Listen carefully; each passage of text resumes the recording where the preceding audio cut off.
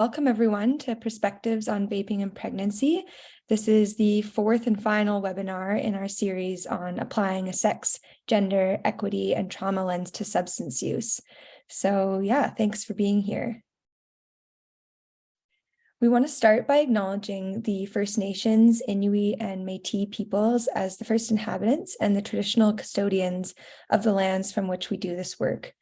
So today, Nancy and I are joining from the traditional territory of the Lekwungen and Wasanic peoples, and Andrea is joining from the traditional territories of the Haudenosaunee, Anishinaabeg, Mississaugas of the Credit First Nation, Mississauga, and the Wendake Neo-Wensento peoples.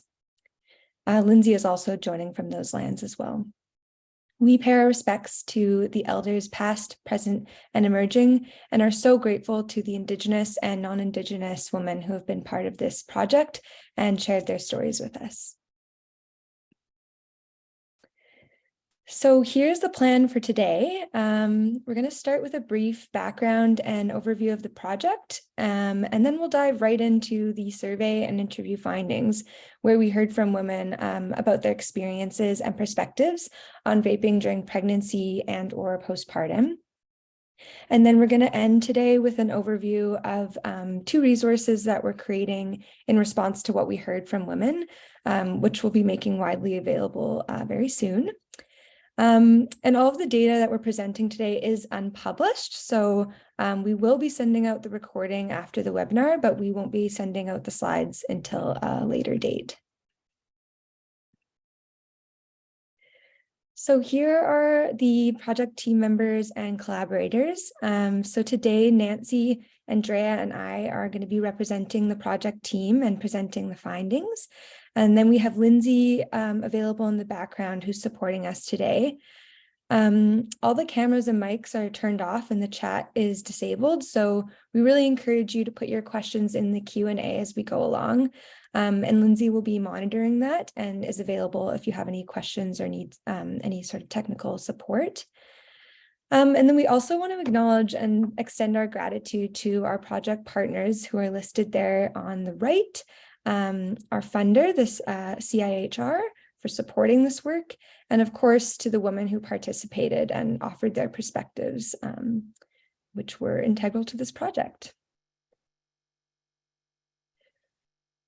So diving into some of the background, in recent years, we've seen lots of changes in nicotine and cannabis use, with increasing rates of vaping as a popular mode of use, especially during pregnancy. And while there is research on nicotine and tobacco use in pregnancy, including on fetal and women's health and the effects, the research on cannabis is really just emerging. And so when it comes to vaping specifically, there's very limited research on vaping nicotine and even less specific to vaping cannabis. In fact, really in the cannabis literature, we often don't see results being disaggregated by routes of administration and just having all findings lumped into cannabis use. So in the context of this limited available research evidence, there are differing perspectives on vaping nicotine during pregnancies that have emerged in different countries. So for example, in the UK, there is a recommendation that e-cigarettes can be used as a harm reduction strategy and quit tool for pregnant women who are hoping to quit smoking cigarettes. But we don't see that recommendation being made in the US and Canada in the same way. In Canada, the recommendations reflect precautionary principles, so that it's safest not to use cannabis or nicotine during pregnancy. And what this means is that women and service providers who work with women, policymakers, and us as researchers are all in a really challenging position as a result of the dearth of research evidence and information available on this topic. And we're having to make decisions with very little to go off of. So within this context, our goal was really to understand women's experiences and perspectives on vaping in order to inform the development of knowledge products that may be supportive to women as they navigate this ever-changing landscape. So we did a number of activities. We conducted an evidence review where we looked at what evidence has been published on the health effects of vaping during pregnancy and postpartum. We recruited women who vaped cannabis or nicotine during pregnancy or postpartum, mostly using social media during the time period of October 2020 to October 2021. And this project was one of many projects that were affected by the COVID-19 pandemic. So there was some challenges recruiting participants, but we eventually did find some success through social media, especially through using Instagram. And then through the survey, we were able to ask women about their patterns of vaping during pregnancy and postpartum, substances and products that they used, their reasons for vaping, the context of initiation and use, other sex and gender related factors affecting vaping, relationship dynamics related to use, as well as involuntary exposures. And then the interviews really helped us gain a deeper understanding about the attitudes that women had towards vaping, as well as perceived benefits and risks to fetal and maternal health during pregnancy and postpartum. And then through and informed by these three sources of knowledge, we're in the process of creating resources, two resources, one for healthcare providers to help navigate conversations about vaping during pregnancy and postpartum with women, and then one that's more accessible and meant to be able to be used by women directly who are looking for more information. So pictured on the right here is just an example of one of our recruitment posters that we used on Instagram to help get the word out. So yeah, I'll pass this on to Andrea now to talk a little bit about the survey findings. Thank you, Ella. So for this part of the project, we collected quantitative data on vaping experiences from pregnant and postpartum women. And we asked them about their patterns of use, reasons for vaping, context of use, knowledge of health effects, and relational and social influences. And from the beginning, we were interested in some statistical analysis and some descriptive statistics, because there is a scarcity of studies that analyze vaping-related behaviors in women, and more specifically in pregnant women. So what we found is that in total, 137 respondents consented to participate, and 111 eligible participants completed the survey.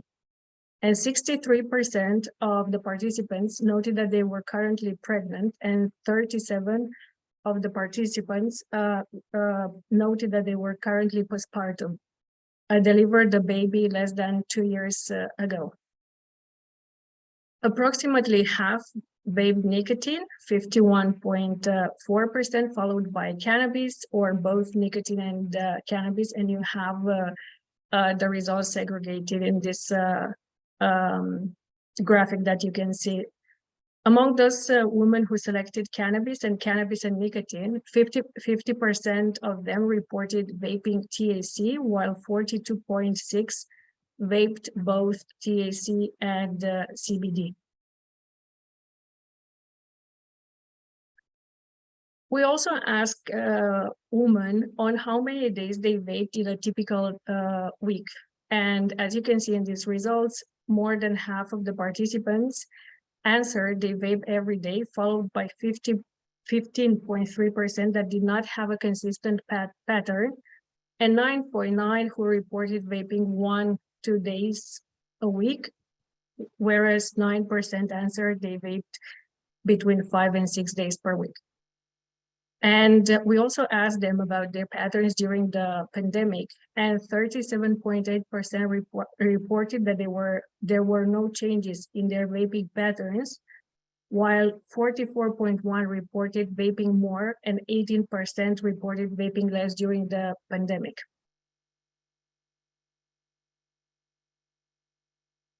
Here we see that while partners or friends may not be purchasing the vaping device, we heard in the interviews that many women vaped for the first time with friends or partners, or were introduced to vaping by partners or friends.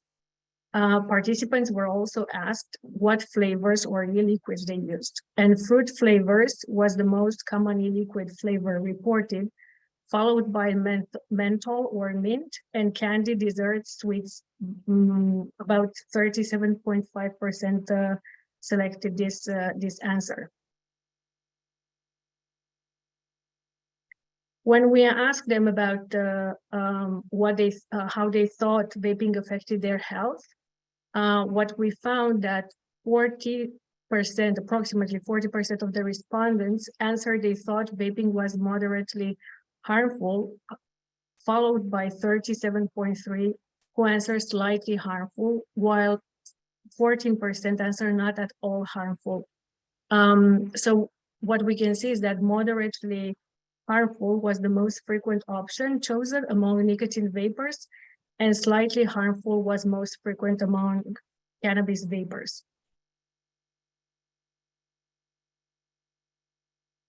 We also asked the participants, how do you think vaping, nicotine, cannabis, or cannabis and nicotine affect the fetus?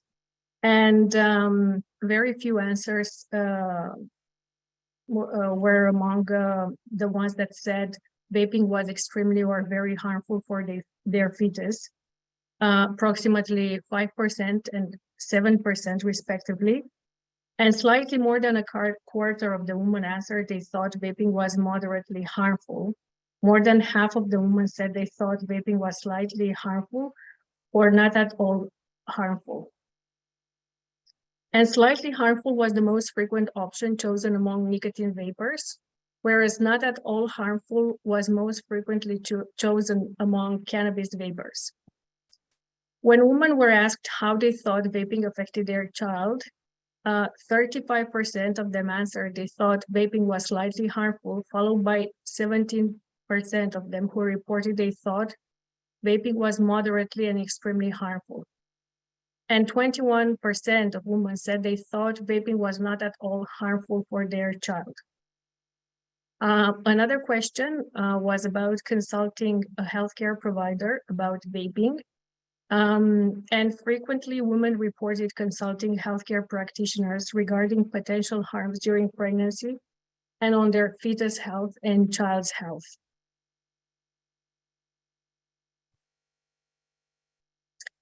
Another question was about the reasons for vaping, and many of the reasons for vaping were consistent across women who vape nicotine, cannabis, and both cannabis and nicotine. And in the top 5 reasons for vaping, we could see that women vape to relax, to manage anxiety and depression, and because it was less harmful than smoking. In addition, for women who vape nicotine, they also chose that vaping was more acceptable than smoking to people around them. For women who vape cannabis, they also selected vaping helps me manage sleep issues. And only half of the respondents mentioned that they extremely or very much enjoyed vaping, with 7.2% of women reporting not enjoying vaping at all.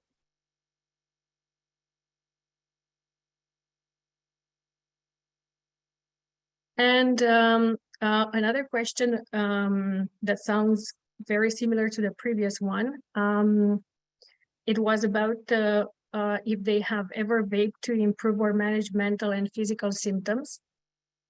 And these were self-reported symptoms, so this is not a diagnostic. Most frequently, women vape to improve or manage anxiety, followed by depression and post-traumatic stress disorder or a traumatic event. Also, for the physical health, they selected managing problems, sleeping, followed by headaches, migraines, lack of appetite, nausea, vomiting, and pain. And I will pass it to Nancy. That's great. I'm gonna take you now through the interview findings. And we had 22 women who participated in semi-structured interviews. And from that, you know, these three big themes you'll see as I go through the next few slides with some of the voices of the women themselves.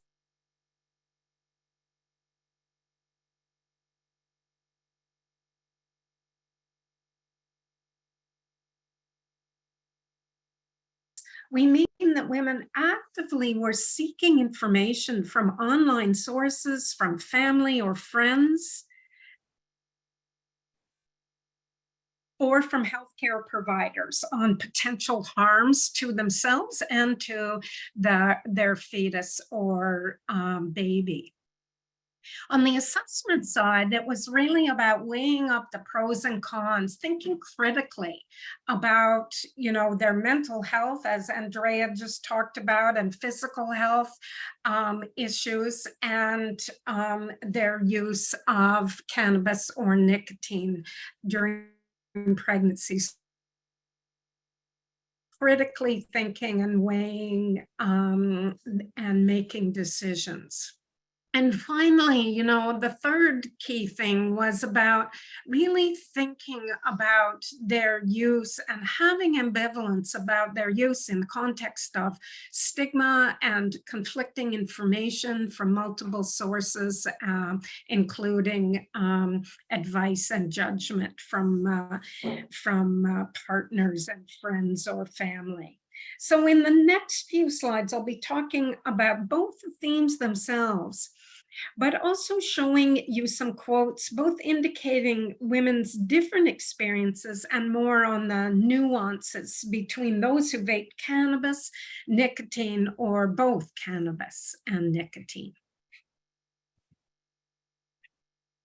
So on the issue of agency, while a few women didn't really want to know about the impacts of vaping on their own or on fetal health, many did, and they looked for information and knowledge on the health effects of vaping during pregnancy from a lot of different locations, and really felt like in many ways they had to make decisions for themselves given the limited research available. And, you know, it was interesting, I think, in this first quote, you can see that this woman who vaped cannabis was really trying to critically think and find unbiased information. And it's interesting about her perceptions of finding a lot of the stuff online as very biased,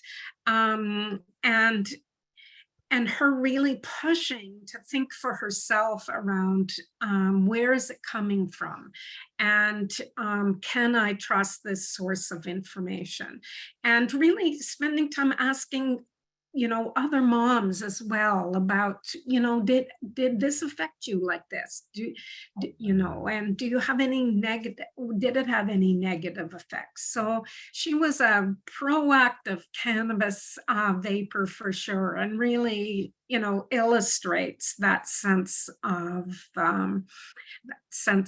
agency as one of our themes. But, you know, on the flip side, women found that while they really wanted to have agency and to self-advocate, this could be particularly challenging when they didn't see themselves reflected in the research that was available. For example, you know, some women expressed there was a lack of information about themselves and really wanted to make more informed decisions about their health in addition to the health of the baby. And yet a lot of what they found was just focus on the baby's health. So it's interesting, you know, how women saw that difference and were actively looking for both sides of the health issues, theirs and fetal health. And I think that's something we've seen a lot overall in whether it's alcohol use in pregnancy or whatever, that often, the women's health side of it is not as evident. So a lot of women reported that partners and friends influence either their initiation of vaping or picking it back up after stopping. And some women reported feeling judged a lot by family members or friends, or really feared their judgment. And some women did turn to online forums and groups for support, but, also found them to be could be really polarizing, really all, thinking positively or all thinking negatively, and really finding it hard to find that critical thinking piece that we mentioned that women were looking for. So here's an example of a woman in this quote who went back to it when they went camping, even after she hadn't been smoking for maybe 6 months. And really, expressed regret about that. So really an indication, I think, of how important it is for all of us to be supportive of women's decision making, and helping them not use, if that's been their goal and their activity along the way.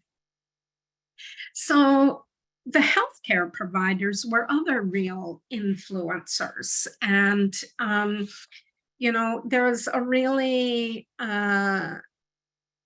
lack of consistency around the conversations between women and their healthcare providers. We saw a lot of, supportive and non-supportive examples. And women were grateful for the non-judgmental conversations with a provider. And while others were just grateful that the whole conversation didn't come up, because they just really wanted to avoid any repercussions like child removal from healthcare providers who would not be necessarily supportive. And it was interesting that midwives were really seen as supportive and engaged, and had the space, I guess, and the practice guidance to really have more detailed conversations with women. But this quote here is an example of an obstetrician, and who is really trying to be supportive in a certain way of her decision around using cannabis to alleviate mental health concerns. And but even then, you can see, really trying also to point out that, please, be sure you're not using a lot, and pointing out that, that they hoped the woman wasn't lying about how much they were using. So a very, controversial territory around the response to healthcare providers. But I think it's really interesting that midwives were seen as key places where women felt comfortable to go. And these two quotes are related to midwives as supportive and non-judgmental. She's obviously not judgmental, or I shouldn't say obviously, some care providers are. She was not judgmental, but she was, if you really want to change this, it's good, because it's obviously not good for the baby or yourself. And she told me different motivations, money-wise, you can start a fund where you put the money that you would spend on vaping for other things, just for yourself, not even for the baby or anything like that, but just something that you're saving up for yourself, which I thought could be pretty helpful. So you can see this provider really honing in on this fact that women need lots of support for their own health, and really being encouraging of ways to take steps forth in harm reduction. And the other person really speaking about how neat it was that when midwives are able to have discussions about the right ways of taking steps towards cessation and being non-judgmental is really, that's what women wish they knew. So on the risk assessment and benefits piece, women weighed the risks and benefits to vaping during pregnancy and postpartum. And they really, thought about how they needed to manage their mental health, to maintain work, to improve their parenting, to consider the health effects for themselves and for their baby. And I just think it's a really interesting, while cannabis users may have been more likely to mention how cannabis could be used as harm reduction in the sense of using it as an alternative for using other substances or medications or helping with improving health. For those who vaped nicotine, there was often a conversation around choosing to vape during pregnancy and or postpartum as a harm reduction method for reducing cigarette use. And I think that comes back to what Ella was speaking about in the first, about how it's really a challenge, I think, about whether or how vaping nicotine can be a harm reduction support or not, or whether it in fact doesn't reduce much of the addiction potential or the amount of nicotine being used. But it's interesting to see some of the benefits that women saw for their own health, such as in this quote, when I can get sleep or when my anxiety is at its all-time highest, then I can just calm down and can talk rationally to my 4-year-old. I'm a better parent, and that's what I want. So really trying to weigh benefits and see the benefits as in relation to the potential harms. So on the harm side, women were concerned about not knowing the effects and the potential harms to their health, to their pregnancy, and to fetal and child health. And they were concerned about dependence, and they were concerned about adverse mental health effects. And, many were very clear around nicotine not being good for the fetus, but really trying to also see the potential for somewhat less chemicals than cigarettes. But understanding that we really don't know about the harmful effects of vaping smoke, and recognizing that there are harms, and many women were really stuck in that place of seeing both sides and wanting to know the long-term effects, and really in the moment trying to go with rationalizing use in the context of not knowing as much as we might.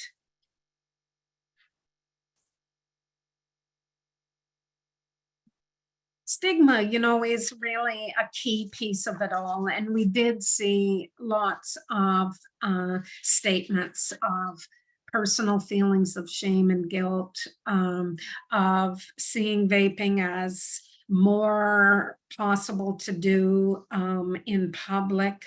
But even then, also seeing stigma around the vapor, even as well as smoking. They saw stigma from healthcare providers or whole, systems. They really,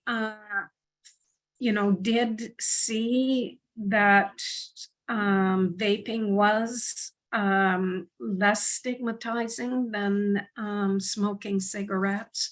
And they really did see stigma in the context of other factors like income and race, and how intersectional factors really affect the direct, the application of stigma towards pregnant women. And this quote from a nicotine vapor really shows, I think it would be a lot easier for people to make better decisions about these things if there was more non-judgmental type of language about it out there. And I think that was such a clear message to us throughout this process, that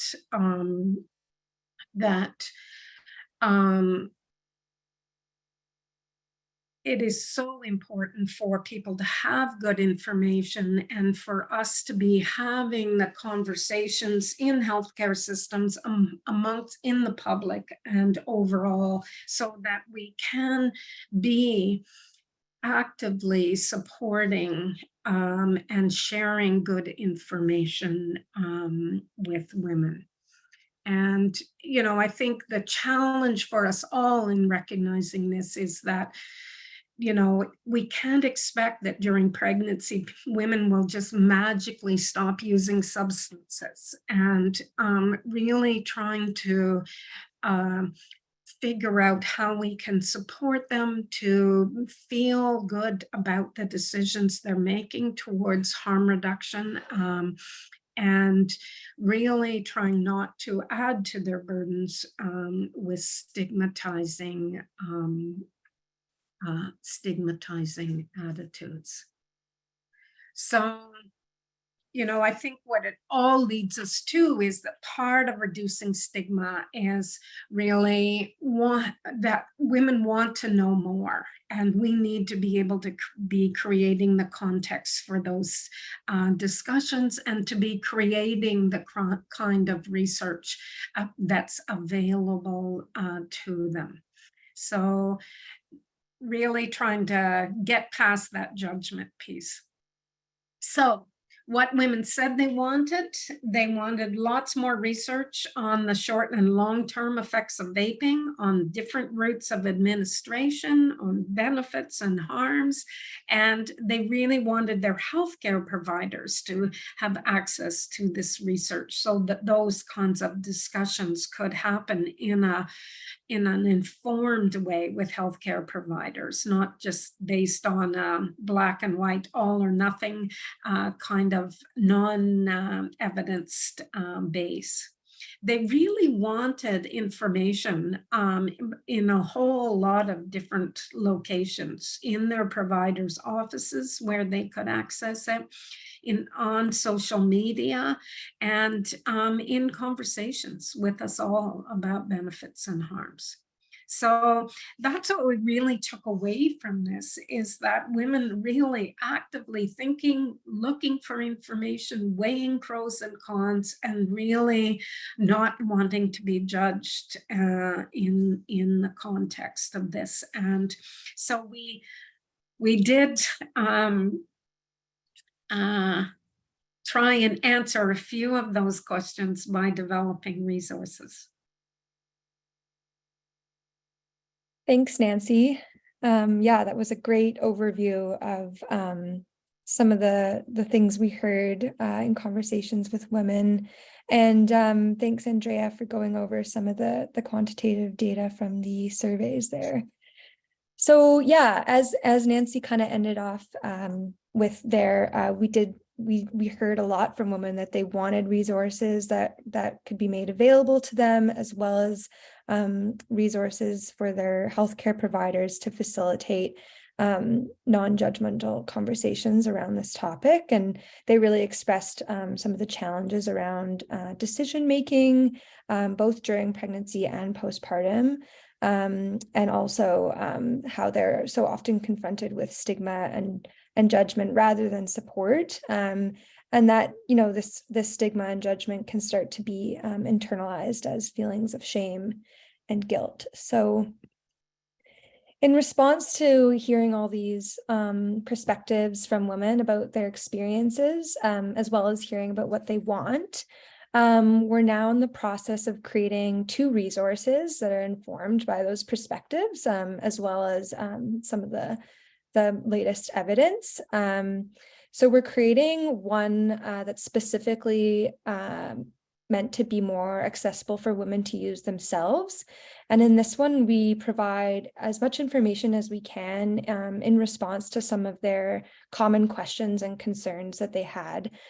So we really try and make the research findings that exist available to them, just to help with what they're already doing in terms of weighing the potential risks and benefits.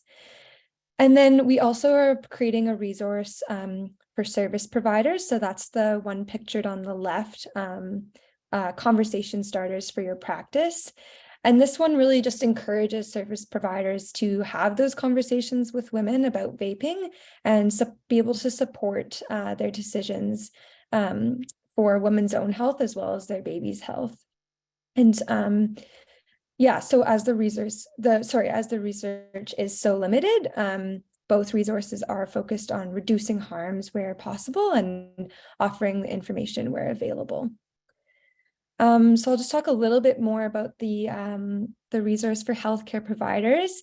Within that resource, we're going to cover some of the common reasons we heard from women about why they might be vaping during pregnancy or postpartum.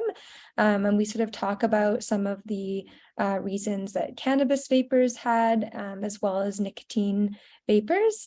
And this is all drawn from our survey and interview data. But it's quite similar to what's being seen in other published qualitative studies on this topic.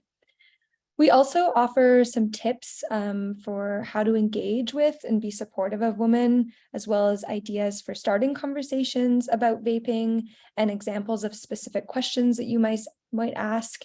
And all of this is drawn off of techniques and strategies from motivational interviewing. So really just focusing on kind of helping service providers to feel confident and comfortable having these conversations. You know, instead of, I think when topics can be very controversial and there is stigma around the topic, sometimes that results in service providers being hesitant to bring it up at all. So yeah, we hope this resource offers some harm reduction strategies and conversational strategies to just really support that relationship and those conversations around vaping during pregnancy and postpartum. And then in the resource for women that they can use directly, draws upon common questions that they have about nicotine, cannabis, vaping during pregnancy and postpartum.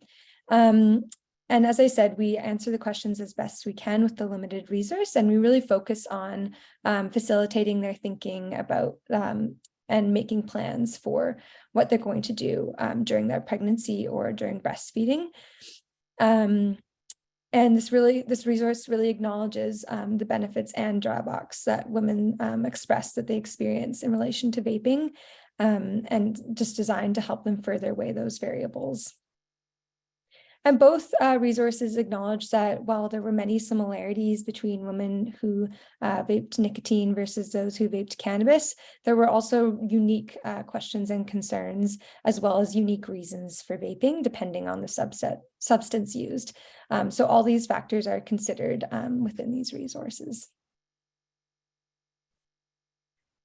And so at the end of both these resources, we have 2 quick handouts for women that just provide some exercises and further tools for them to use. And so this first one is about finding who or what is in your support system if you are deciding that you might want to manage or reduce or stop vaping.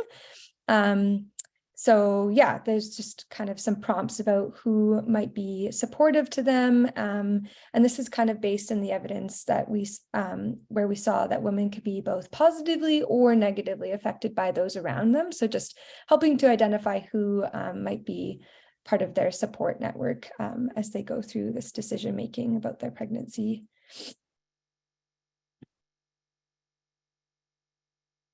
And then the other handout that we have at the end of both resources is offering further tips and tools and kind of prompts more reflection around some of the benefits and drawbacks, and offers some evidence-based tips for managing cravings and reducing harms, as well as some sort of jumping off places for further resources that might be helpful. And both these handouts are really meant to be kind of a starting off point and to be encouraging and engaging to women as they're thinking through their vaping, and can facilitate making the decision that's best for them. And as I said, these resources aren't published yet, but we are working on them, and they will be we'll be emailing them to all webinar registrants in the coming days. So you can keep your eyes peeled for those. In the meantime, though, we do have some resources that are already available. So the three that are pictured here are all about cannabis and women's health. And we designed them to be used either by women themselves, or service providers may want to walk through them with the women that they work with. And they really aim to also contribute to stigma reduction and just kind of normalize conversations around women's reasons for using cannabis, the different health effects of different routes of administration, and how males and females may be affected differently, but depending on the way that cannabis is used. They cover some of the benefits and harms, and then the third resource offers some evidence-based alternatives to using cannabis to cope with stress, as we really do see over and over again that coping with stress is often one of the reasons that women turn to cannabis. We also have these two resources, which are specific to breastfeeding.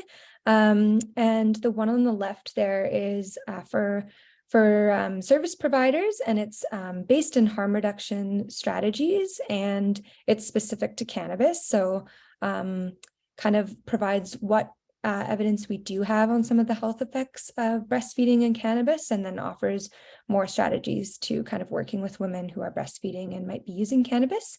And then Taking Care on the right there is a toolkit that can be used by women. And this one covers a range of different substances and includes lots of reflective activities and prompts and different exercises throughout. And with all of these knowledge products, as well as the ones we're developing for the vaping project, our hope is really just to get resources into the hands of women, allow some access to the research that is available, and to those who work with women. So Lindsay, I think, is just going to put all those links in the chat, or maybe she already has. And on the nicotine side of things, we also have a few available materials specific to smoking. So the one on the left is really focusing on some of the relational dynamics that occur in romantic relationships that might influence women's smoking and their efforts to manage or reduce or quit. So that can be really helpful for women who might be experiencing some of those dynamics. And then on the right, we have Liberation, which is a guide to brief interventions with women who want to quit smoking. And this incorporates concepts from trauma-informed practice, as well as change theory. So that can also be really supportive to working with women who are smoking and become pregnant. So I think Lindsay's putting those ones in the chat too. And so, yeah, that brings us to the end of the slides for today. So thank you everyone so much for joining. We really hope that this webinar provided you with some interesting information about women's perspectives that hopefully will be useful to your work.